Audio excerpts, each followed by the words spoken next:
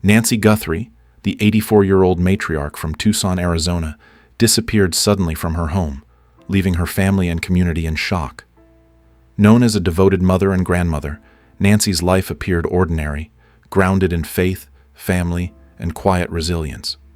Yet beneath the surface, decades of hidden secrets had been carefully maintained. A mysterious package arriving just days after her disappearance began to unravel the truth, revealing a life so compartmentalized that even her famous daughter Savannah had no inkling of it. The investigation now exposes a dual existence that challenges everything known about Nancy Guthrie. The facade of normalcy.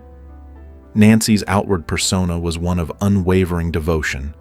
After her husband Charles died of a heart attack in 1989, Nancy, widowed at 47, focused entirely on raising her 3 children, Savannah, Annie, and Cam. Her modest ranch-style home in the Catalina foothills became a sanctuary amid Tucson's harsh desert. Neighbors remember her as dependable and selfless, juggling part-time bookkeeping work, volunteering at church, and nurturing her children. Her presence exuded strength, humor, and faith. Yet her composure masked a hidden restlessness. The woman celebrated as a rock of the family had quietly begun a secret life that would remain undiscovered for more than 3 decades. A package that opened Pandora's box.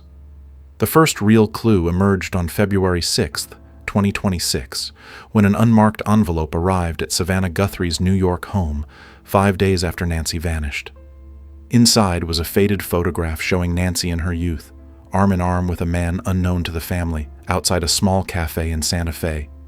Written on the back were cryptic words, "Ask about Elena." Confused and alarmed, Savannah shared the image with her siblings during a tense video call. Questions arose immediately. Who was this man, and who was Elena? The photograph, dated 1992, just 3 years after their father's death, became the key to understanding Nancy's hidden life. The beginning of a secret life. Nancy's double existence began with a 1991 trip to Santa Fe for a church retreat, grieving her late husband. There, she met Victor Ramirez, a 45-year-old artist and gallery owner from Mexico City who had relocated to New Mexico in the 1980s.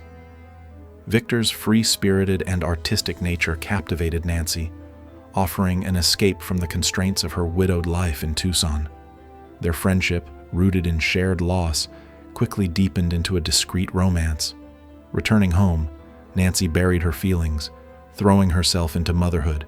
Yet the pull of this new world led her to make frequent weekend trips under the guise of church visits or retreats.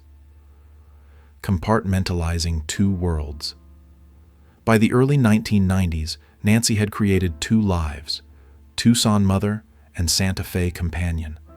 Victor nicknamed her Elena, inspired by a Mexican novel character, symbolizing the woman Nancy longed to become.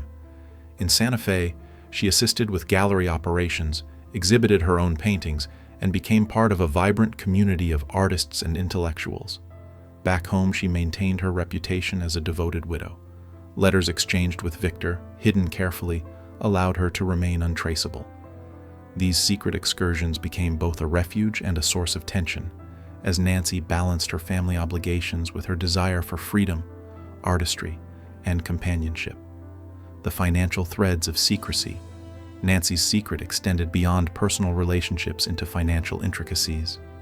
In 1995, she opened a small bank account under the name Elena Ramirez, channeling modest sums from her Tucson bookkeeping work to support Victor's gallery. These contributions, carefully masked, provided stability to Victor's venture. She also created a post office box and a small studio space at the gallery to maintain her alternate identity. The careful compartmentalization of finances and identity enabled Nancy to live 2 lives with minimal overlap, ensuring her family remained unaware while quietly nurturing a parallel existence full of creative and emotional fulfillment. The growth of Elena Ramirez. Throughout the late 1990s and early 2000s, Nancy's alter ego flourished. She spent longer periods in Santa Fe, managing gallery operations, curating exhibitions, and engaging with local artists, all under the name Elena Ramirez. She participated fully in the social and cultural life there, attending parties, debating art and philosophy, and letting herself experience emotions and freedom denied in Tucson.